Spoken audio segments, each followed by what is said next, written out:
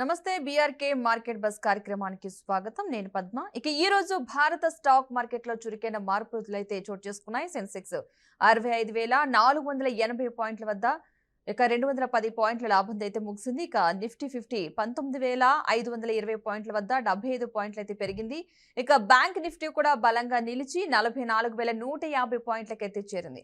ముఖ్యంగా IT, banking, auto sector నుంచి లాభాలను చూపించగా ఫార్మా మరియు ఎఫ్ఎంసీజీ స్టాక్స్ కొద్దిగా ఒత్తిడిని అయితే ఎదుర్కొన్నాయి. మ్యూచువల్ ఫండ్స్ వైపు చూసినప్పుడు ఎస్ఐపి అయితే ఇన్వెస్ట్మెంట్స్ లో పెట్టుబడిదారులు మరింత ఆసక్తి అయితే చూపిస్తున్నారు. గత నెలలోనే సుమారు 15,200 కోట్లు ఎస్ఐపి ఇన్వెస్ట్మెంట్స్ నమోదయ్యాయి. ఇది పెట్టుబడిదారుల నమ్మకాన్ని అయితే సూచిస్తుంది. ఇక ఈ లాభ నష్టాల మధ్య పెట్టుబడిదారులు దీర్ఘకాల పెట్టుబడులే ప్రాధాన్యమిస్తున్నారు. నేటి ట్రెండ్స్, అనలిస్ట్ అభిప్రాయాలు, అలాగే మీ పెట్టుబడులపై ఇవి చూపించే ప్రభావం గురించి కూడా మరింత సమాచారం అయితే అందించబోతున్నాం. ప్రెసెంట్ మనతో పాటు జూమ్లో జాయిన్ అవుతున్నారు పిఎఫ్ఈ మాలింపాటి ప్రభు గారు.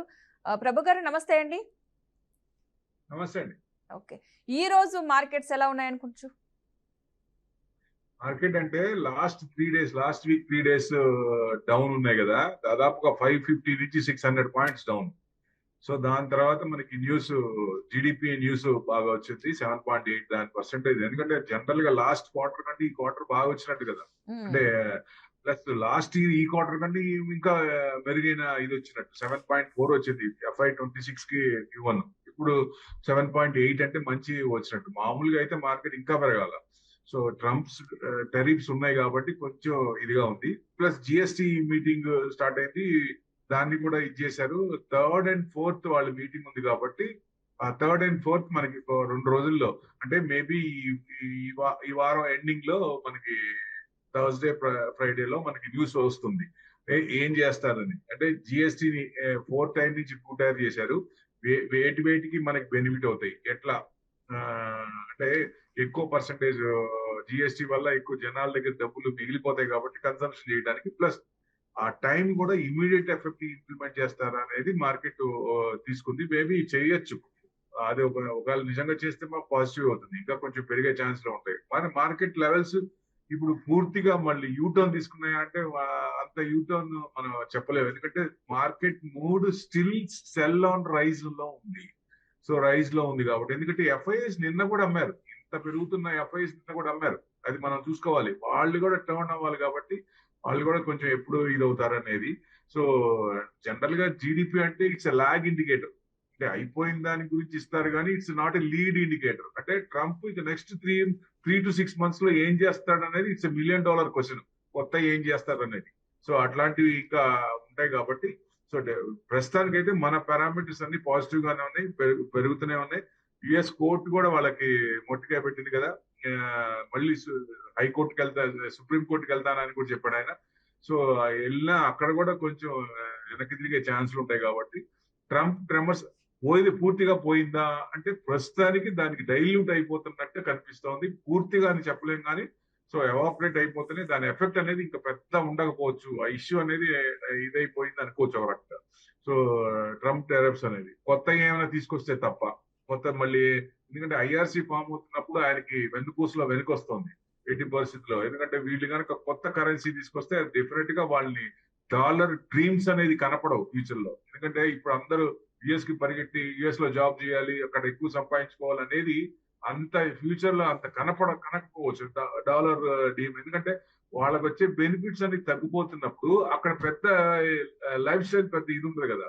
సో అందుకని ఇప్పుడు కొన్ని కంపెనీస్, ఐటీ కంపెనీలు కూడా ఏం చేస్తున్నాయి, డైరెక్ట్ గా ఇండియాకి వచ్చి ఇండియాలో పెడుతున్నాయి. ఇది ఫారెన్ కంపెనీసే. సో వాళ్ళు ఏంటంటే తక్కువ శాలరీస్ లో చేస్తారు.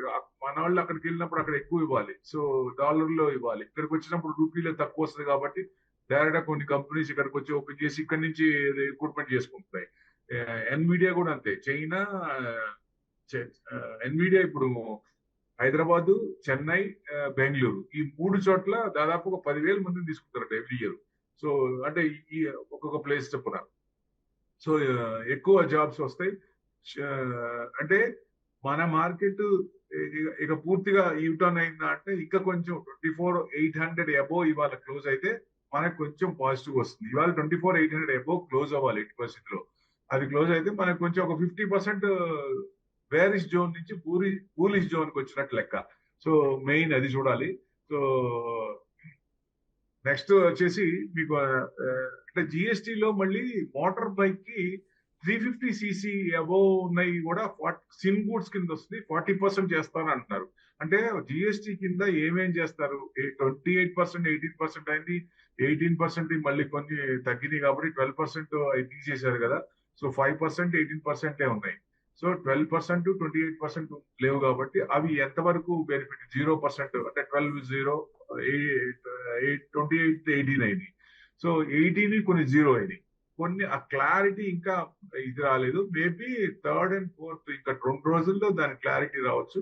అప్పుడు ఇమ్మీడియట్ గా మనకి కొంచెం ఎఫెక్ట్ పడే ఛాన్స్ ఉంది కాబట్టి, అంటే ప్రాబిలిటీ ఆఫ్ గోయింగ్ డౌన్ 24,800 కనుక అబోవ్ క్లోజ్ అవుతుంటే ప్రాబిలిటీ ఆఫ్ గోయింగ్ డౌన్ అంటే మనకి లో, అంతకుముందు లో ఎంత అండి? 24,335 ఆ రేంజ్ లో వచ్చింది. సో అది మళ్ళీ రాకపోవచ్చు. ఇది అంటే షార్ట్ టర్మ్ లో అది రాకపోవచ్చు. దాన్ని ఇది చేసాం, ఆ సపోర్ట్ అనేది తీసుకుంది కాబట్టి దాన్ని పెరిగాం. అంటే 50% మళ్ళీ కిందకి రాకపోవచ్చు అనేది ఎక్స్పెక్టేషన్. సో ఆ లెవెల్స్ మారుతున్నప్పుడు మనకి ఇది అవుతుంది. సో 25,000 అబౌవ్ క్లోజ్ అయిందా 25,100, అప్పుడు మార్కెట్ మళ్ళీ బూలిష్ జోన్ లోకి వచ్చినట్టే లెక్క.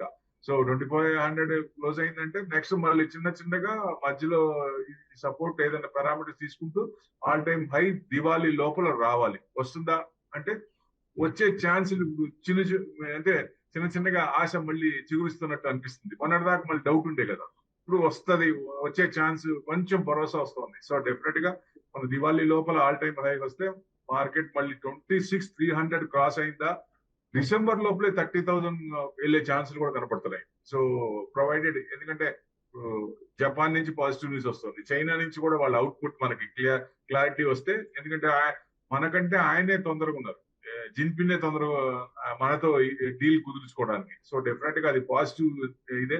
అంటే ఫ్యూచర్ లో ఆయన ఎలా ఉంటాడు, తర్వాత మారుతారనేది ఇదిగా తీసుకోకపోయినా మనకి షార్ట్ టర్మ్ లో అది మంచి పాజిటివే. చైనాతో మంచి కుదుర్చుకున్నామంటే మార్కెట్ కి మంచిదే, ఇన్వెస్టర్స్ కి మంచి లాభాలు వచ్చే ఛాన్స్ ఉంటుంది. ఎందుకంటే యుఎస్ తో కూడా ఒక రకంగా పెట్టుకోకూడదు, వాళ్ళతో కూడా డీల్ కుదుర్చుకోవాలి. వాళ్ళని కూడా కుదుర్చుకుంటేనే బెస్ట్. ఎందుకంటే వాళ్ళు కూడా మన ఎక్స్పోర్ట్స్ వెళ్తే సర్ప్లస్ అవుతుంది, కానీ ట్రేడ్ డెఫిసిట్ లేదు మనకి, వాళ్ళ సర్ప్లస్ ఉంది. వాళ్ళు ఇబ్బంది పడాలి కానీ మనం ఇబ్బంది పడాల్సిన పని లేదు. సో అందుకే ఆయన ట్యాక్స్ తీసుకొని బ్యాలెన్స్ చేస్తాం అనుకుంటున్నాడు. చెప్పండి. ఓకే, ఒక కాలర్ తీసుకుని కంటిన్యూ చేద్దాం. వైజాగ్ నుంచి రాజేష్ గారు, నమస్తే అండి. నమస్తే మేడం, మాట్లాడండి పరపు గారితో. సార్ ఇది బిర్లా కార్పొరేషన్ సార్, నా దగ్గర ఉన్నాయి. 1450 ఆ రేంజ్ లో తీసుకున్నాము. అంటే ఇప్పుడు పెరుగుతుంది, అంటే వెయిట్ చేయొచ్చు దాని గురించి ఎట్లా? 1450 తీసుకున్నారు, 1306, 2.5% పెరిగింది. ఇది బిర్లా కార్పొరేషన్ పడినప్పుడు బాగా పట్టుకుని పెరిగినప్పుడు కూడా అంటే కన్సల్టేషన్ మోడ్ ఎక్కువ ఉంది, బాగా అప్ అండ్ డౌన్. అంటే రేంజ్ బౌండ్స్ వచ్చేసి మీకు ఈ రీసెంట్ హై అంటే మీకు 1500, 1512 దాకా వచ్చింది, 1590, 29 జూలై. సో మళ్ళీ మీకు 1310, 1320 క్రాస్ అయితేనే కొంచెం ముందుకు వచ్చే 1450 దాకా ఛాన్స్లు ఉన్నాయి. మీరు 1450 అంటున్నారు కాబట్టి కొంచెం హైలోనే కొన్నట్టు. ఏదైనా రేంజ్ బౌండ్ తీసుకున్నప్పుడు లోవర్ లెవెల్స్ లో ఎంటర్ అవ్వండి. అది లోవర్ లెవెల్స్ ఎంటర్ అవుతే ఏమవుతుందంటే మనకు కొంచెం పెరిగినప్పుడు ప్రాఫిట్ తొందరగా కనపడతాయి. హయ్యర్ లెవెల్స్ కొంటే ఒక్కొక్కసారి కింద యావరేజ్ చేయాల్సి వస్తుంది. సో అది మెయిన్. ఇప్పుడు బ్రేక్అవుట్ అవడానికి 1350 క్రాస్ అవుతున్నప్పుడు అప్పుడు మళ్ళీ ఫ్రెష్ బయింగ్ గా యావరేజ్ అక్కడ తీసుకోవచ్చు. బట్ డౌన్ అవుతున్నప్పుడు మటుకు యావరేజ్ 15 to 20% ఉన్నప్పుడు యావరేజ్ చేయొచ్చు. సో ఇది మనం పెట్టుకోవాలి. మీకు ఏదైనా 1450 అంటారు కాబట్టి హోల్డ్ చేసుకోండి. మళ్ళీ 1500 దాకా వస్తుందా అంటే 1450 కనుక క్రాస్ అయితే 1550 దాకా వచ్చే ఛాన్సులు ఉన్నాయి. అక్కడ నెక్స్ట్ రెసిస్టెన్స్ ఉంది. సో ఈ లెవెల్స్ మనం మనసులో పెట్టుకొని అది ఎప్పుడు, ఎందుకంటే కరెక్ట్ గా పాయింట్ ఇక్కడికి వస్తున్నప్పుడు యూటర్న్ అవుతుంది, ఇక్కడికి వచ్చి మళ్ళీ తిరుగుతుందని. ఎందుకంటే ఆర్డర్స్ కొన్ని ఉంటాయి, సపోర్ట్ లెవెల్స్, రెసిస్టెన్స్ లెవెల్స్. ఒక్కొక్కసారి సపోర్ట్ లెవెల్స్ సపోర్టే రెసిస్టెన్స్ అవుతుంది, మళ్ళీ పెరుగుతూనే ఉంటది. అది మనం వెళ్తున్న కొద్దీ ఆ స్క్రిప్ట్ లో గమనిస్తూ అక్కడ ఎగ్జిట్ అవ్వాలా లేదా. ఇప్పుడైతే మీరు 1450 దాకా వచ్చే ఛాన్స్ ఉంది కాబట్టి హోల్డ్ చేయండి.